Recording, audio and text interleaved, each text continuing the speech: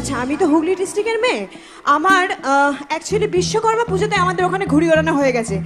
আর এটা এটা কি বর্ধমান তো? হ্যাঁ, বাঁকুড়া।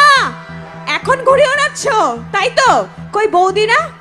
আচ্ছা, দাদারা কোথায়? লাঠাই কার হাতে, দাদাদের না বৌদিদের হাতে? কাদের হাতে? যতই ঘুড়ি ওড়া লাঠাই তো আমার হাতে।